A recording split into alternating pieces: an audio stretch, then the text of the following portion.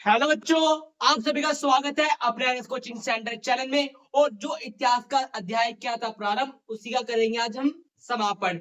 बेटा संविधान निर्माण हमारा चैप्टर था और आप सभी के लिए क्या है बेटा, एक जरूरी सूचना है जो कि आपने पहले ही आपको पता चल चुकी होगी।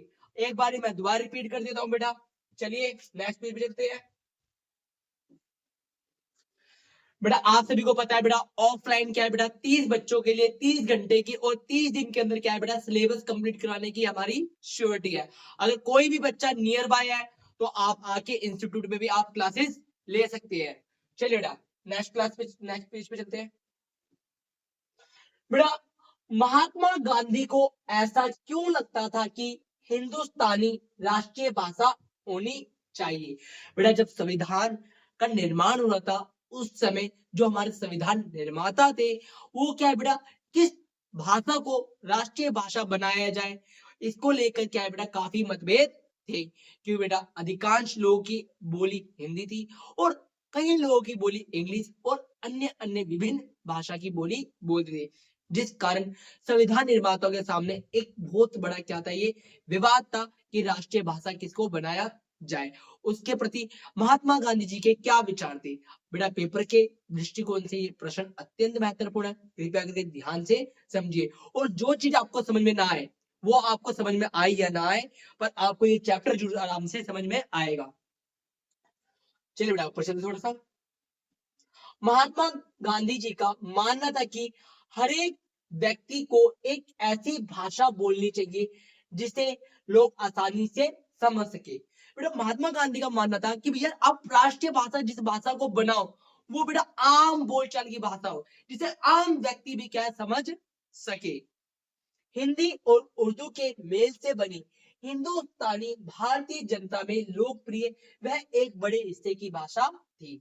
बेटा हिंदू और उर्दू के मेल से बनी हिंदुस्तानी जो भाषा थी बेटा, वो एक लोकप्रिय भाषा थी और भारत के अधिकांश भाग में क्या ये भाषा बोली जाती थी। हिंदुस्तानी विविध संस्कृतियों के आदान प्रदान को समृद्ध करती थी और एक साझी भाषा थी, जिस कारण गांधी ने कहा था कि अगर आप राष्ट्रीय भाषा बनाते हो किसी भाषा को तो किसको बनाया बेटा, हिंदुस्तानी भाषा को राष्ट्रीय भाषा बनाया जाए। ये थे बेटा गांधी जी के विचार राष्ट्रीय भाषा के प्रति। चलिए बेटा नेक्स्ट क्वेश्चन चलते हैं। संविधान सभा ने भाषा के विवाद को हल करने के लिए क्या रास्ता अपनाया? बेटा किसको राष्ट्रीय भाषा बनाया जाए? तो राष्ट्रीय भाषा तो बना ही नहीं गई, तो बड़े संविधान निर्माताओं ने इसका हल क्या निकाला? विवाद। जब हिंदुस्तानी हिंदी को राष्ट्रभाषा बनाने का सुझाव दिया गया तो इस बात पर संविधान सभा में विवाद शुरू हो गया। जैसे ही ये कहा गया कि हिंदी को राष्ट्रभाषा बनाया जाएगा तो बेटा जो दक्षिण भारत के लोग थे उन्होंने कहा कि अगर आपने ऐसा करा, हिंदी को हमारे ऊपर थोपने की कोशिश करी तो अंजाम बहुत बुरा होगा। ठीक है जी। विरोध। गैर हिंदी भाषी क्षेत्रों के लोगों को ये लगने लगा कि उन पर हिंदी भाषा थोपी जा रही है, इसलिए उन्होंने हिंदी को राष्ट्र भाषा बनाए जाने का विरोध किया। जैसे ही बेटा इनको पता चला कि हिंदी को राष्ट्र भाषा बनाया जा सकता है तो इन्होंने क्या बेटा इस चीज का विरोध किया। चलिए बेटा विवाद का हल। बेटा जो भाषा समिति थी उसने कैसे हल किया? समिति ने विवाद को देखते हुए कहा हिंदी राष्ट्रभाषा बनाने के लिए धीरे धीरे, नेक्स्ट पेज चलते हैं,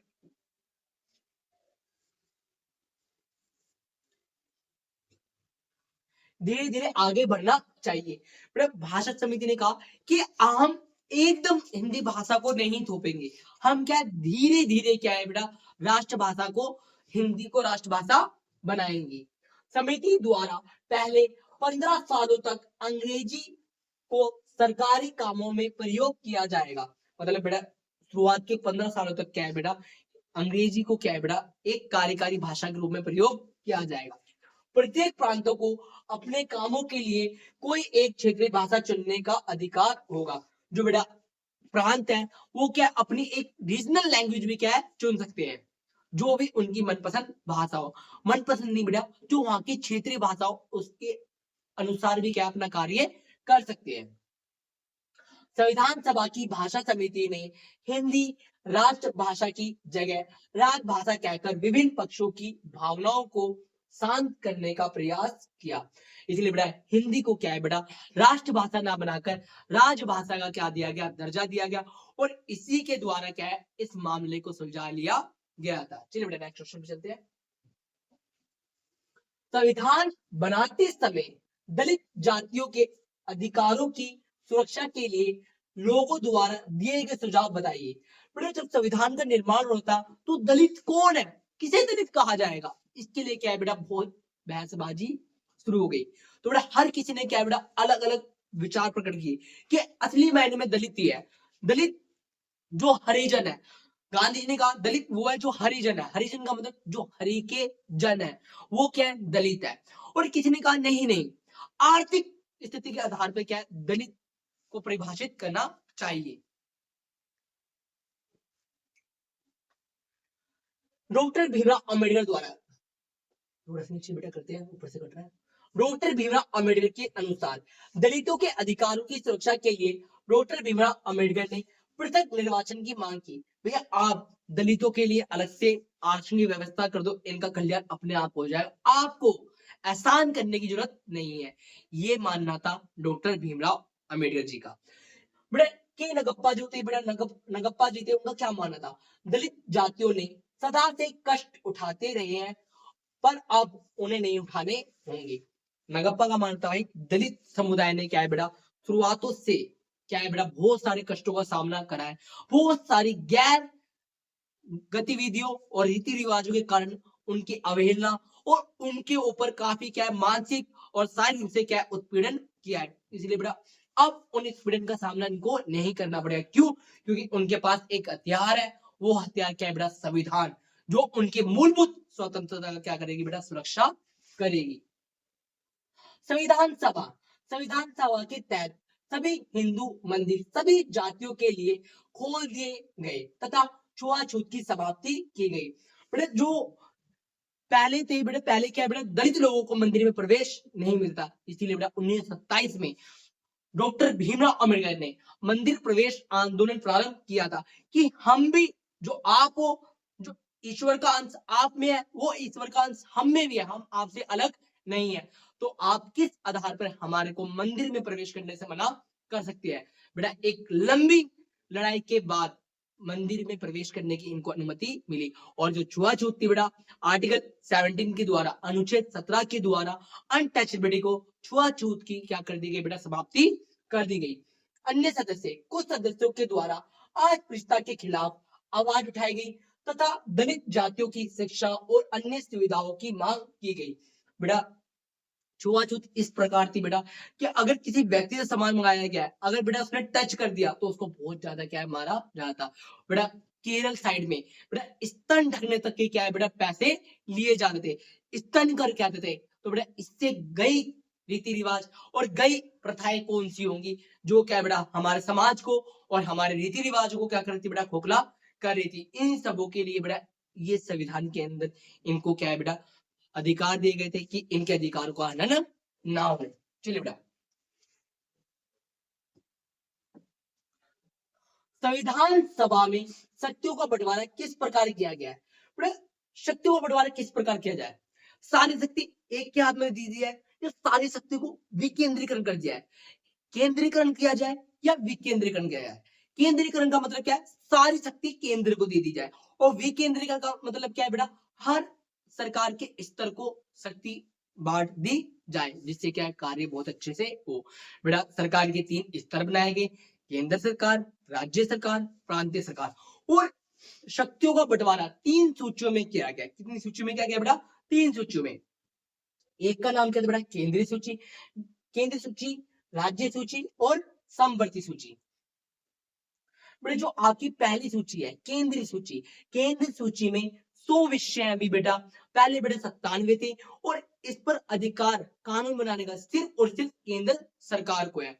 अगर बेटा केंद्र सरकार ही इन विषयों पे कानून बना सकती है, वो कौन कौन से विषय बेटा? रेल, ठीक है, और बेटा सुरक्षा से संबंधित कोई भी हुआ, रक्षा से हुआ, मुद्रा से हुआ, संचार से हुआ, इन पे कानून बनाने का अधिकार किसको बेटा?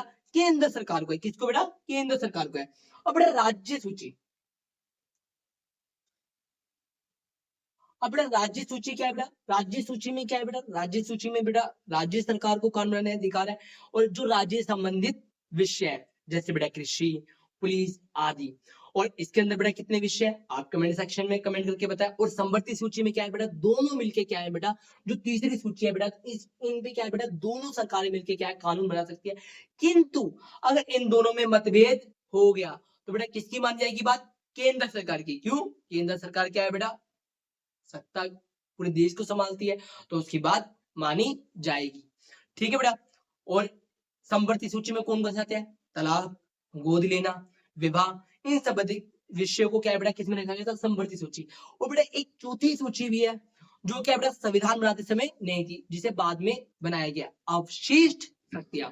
अवशिष्ट शक्तियों पे कानून बनाने का अधिकार केंद्र सरकार को है, जैसे बेटा साइबर क्राइम, केंद्रीय नियंत्रण, खनिज पदार्थों तथा प्रमुख उद्योगों पर केंद्र सरकार को ही नियंत्रण दिया गया था। अनुच्छेद 356 में गवर्नर की सिफारिश पर केंद्र सरकार को राज्य सरकार के सारे अधिकार अपने हाथ में लेने का अधिकार दे दिया गया। बेटा एक तरह से मान लो जो राज्यपाल है केंद्र का क्या है बेटा, एजेंट है। अगर उसने मुखबरी टेक दी इस राज्य का शासन क्या है ठीक नहीं चल रहा है, इस राज्य का शासन ठीक नहीं चल रहा संविधान के अनुसार, तो बेटा उस राज्य की सरकार बर्खास्त, और वहां पर क्या है बेटा राष्ट्रपति शासन लगा दिया जाएगा। चलिए बेटा नेक्स्ट पेज पे चलते हैं। राज्य प्रांतों की शक्तियों का पक्ष में तर्क। मद्रास के सतनाम ने क्या कहा, इनका मानना था कि यदि केंद्र के पास आवश्यक से अधिक जिम्मेदारी होगी तो वह प्रभारी ढंग से काम नहीं कर पाएगा। इसके कुछ दायित्वों को राज्यों को सौंप देने से केंद्र को अधिक मजबूती मिलेगी। अब मान लो बेटा कोई घर के अंदर बड़ा बेटा है, उसकी बेटा समझदारी है, पर बेटा सारे काम उसके ऊपर थोप दोगे तो बेटा वो क्षमता के अनुसार अपना काम कर पाएगा, बेटा वो ये संभालेगा वो काम संभालेगा तो नहीं संभाल पाएगा ना। तो वो क्या आपको कहेगा कि कुछ काम आप छोटे वाले को दे दो। ठीक इसी प्रकार के सतनाम का मानना था, जो मद्रास के सतनाम थे, इनका मानना था कि सारे के सारे दायित्व आप केंद्र सरकार के ऊपर मत रखिए, बल्कि राज्य सरकार को भी दे दीजिए, जिससे क्या होगा, जो केंद्र सरकार है वो अपनी क्षमता से और अच्छी तरह क्या है कार्य कर सकती है। राजकोषीय प्रावधानों में प्रावधान से प्रांतों को खोखला कर देगा, क्योंकि भू राजस्व को छोड़कर अधिकारों पर केंद्र सरकार के अधिकार में है। बेटा कहने का मतलब क्या है बेटा, जो बेटा टैक्स लगाना है ये सब लगाना है बेटा, वो क्या है बेटा ज्यादा से ज्यादा अधिकार किसको होना चाहिए, केंद्र सरकार को होना चाहिए। अगर राज्य सरकार को ज्यादा दे दिया अधिकार तो ये क्या है बेटा बहुत ज्यादा टैक्स लगाएंगे, और हर राज्य में अलग अलग प्रकार से क्या है बेटा टैक्स की प्रणाली होगी, जो कहीं ना कहीं क्या है बेटा हमारे शासन व्यवस्था के लिए क्या है ठीक नहीं है। जैसे कि बिना राज्य में विकास परियोजना नहीं चल सकती, मैं ऐसा संविधान नहीं चाहता जिसमें राज्य को केंद्र से ये कहना पड़े कि मैं लोगों की शिक्षा की व्यवस्था नहीं कर सकता, मैं उन्हें साफ सफाई नहीं दे सकता, मुझे सुधार तथा उद्योगों की स्थापना के लिए भीख दे दीजिए। इससे अच्छा तो यही होगा कि हम संघीय व्यवस्था की पूरी तरह से समाप्त कर दें और एकात्मक व्यवस्था को स्थापित कर ले। बेटा के सतनाम जी का मानना ये था भाई कि अगर राज्य सरकारों को धन के लिए केंद्र सरकार पे निर्भर रहना पड़ा तो भैया वो फिर काम करनी है, सीधा बेटा संघात्मक शासन छोड़ो एकात्मक कर दो। एकात्मक में क्या होता है बेटा, एक ही सरकार होती है।